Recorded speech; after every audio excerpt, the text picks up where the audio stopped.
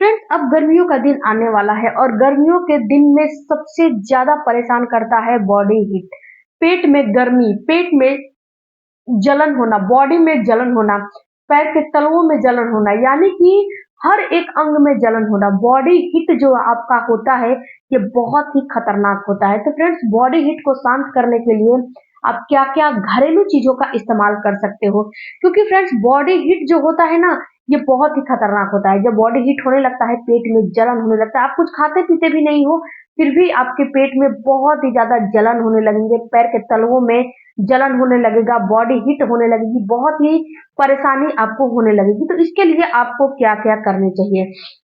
तो अगर आपको भी इन गर्मियों के दिनों में बॉडी हीट की समस्या रहती है, तो सबसे पहले तो मैं आपको कुछ प्रिकॉशन बता दूं कि बॉडी हीट रहता है तो सबसे पहले आपको 8 से 10 गिलास पानी जरूर से जरूर पीने चाहिए। अगर आपको बॉडी हीट की समस्या है तो फाइबर युक्त रिच फूड का इस्तेमाल करना चाहिए, क्योंकि इससे क्या होता है कि आपकी बॉडी बिल्कुल शांत होती है और बॉडी हीट की जो समस्या है उसकी प्रॉब्लम में थोड़ा सा आपको निजात मिलता है।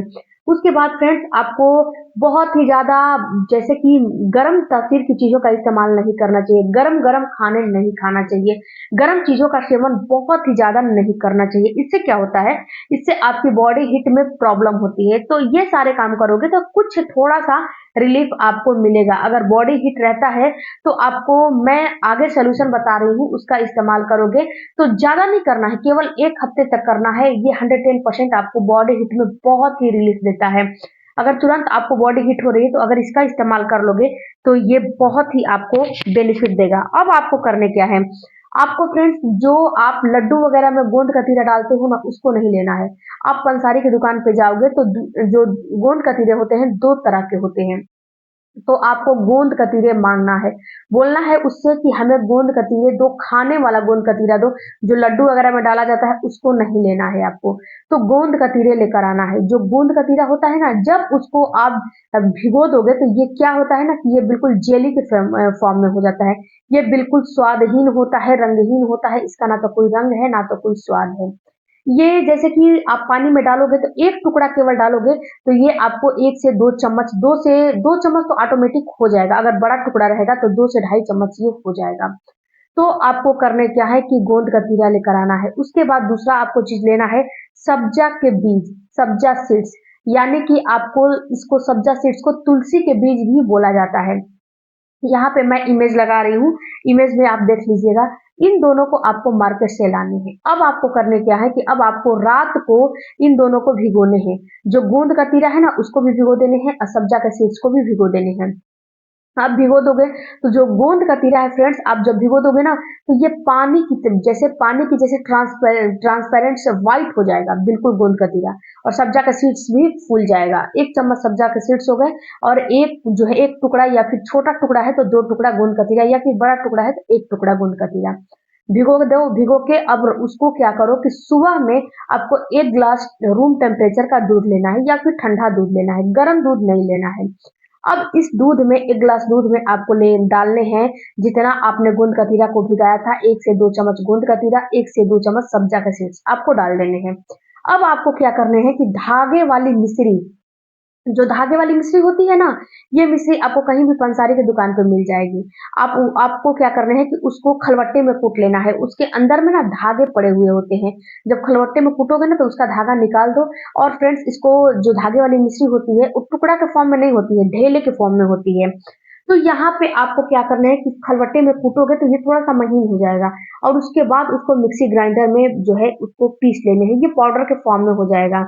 तो आपको अगर शुगर के पेशेंट है, अगर आपको डायबिटीज है, तो आपको इसको स्किप कर देने हैं, इसको नहीं लेने हैं। अगर आपको शुगर वगैरह नहीं है, आपको मीठा पीना पसंद है तो आप डाल सकते हो, वरना कोई जरूरी नहीं है कि इसको डालना ही है, डालना है कोई जरूरी नहीं है।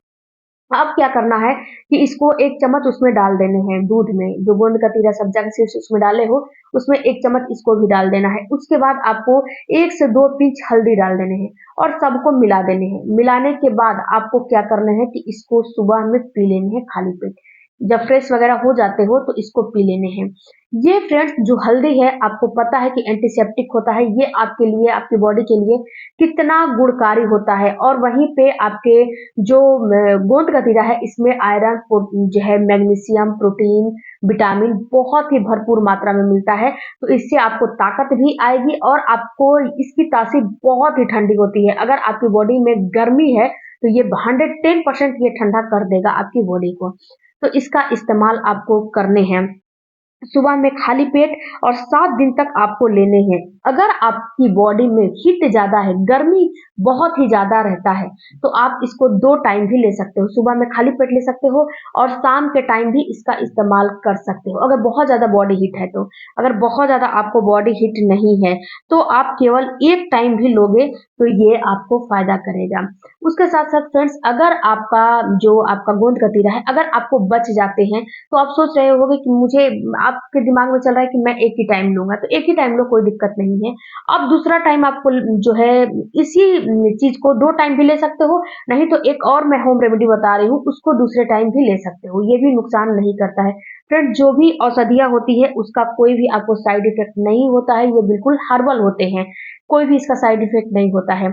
आपका जो गोंद कतीरा है ना, उसको क्या करो 1 से 2 चम्मच गोंद कतीरा और भी फुला दो, फुला के रखो और जो दोपहर के बाद जैसे कि 3 से 4 का टाइम होता है ना, उस समय लोग चाय पीते हैं।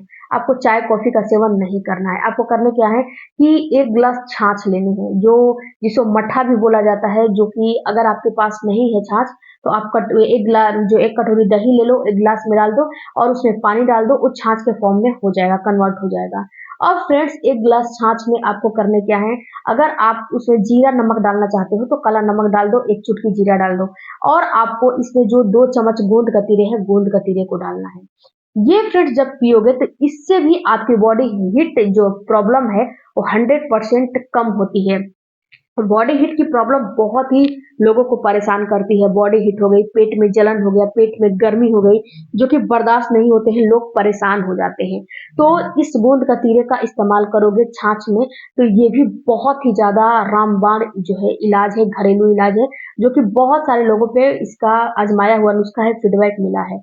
उसके बाद फ्रेंड्स आपको करने क्या है कि जब आप गोंद कतीरे सब्जा के सीड्स का इस्तेमाल कर रहे हो, तो पानी आपको भरपूर मात्रा में पीनी है। क्योंकि जितना पानी पियोगे उतना गोंद कतीरे आपके पेट में फूलेगा और उतना ही आपको फायदा करेगा।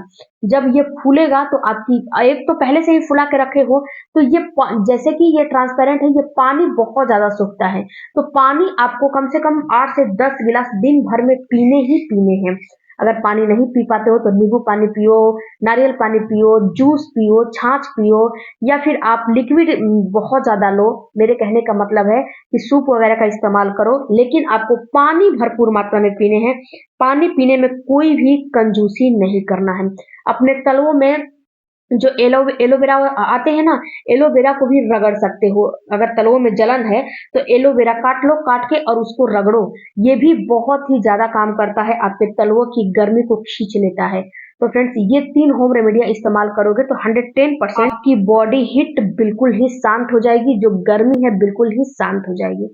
तो इसका इस्तेमाल करके देखें, उसके बाद अगर आपको फ़ायदा होता है तो कमेंट बॉक्स में एक कमेंट ज़रूर कीजिएगा।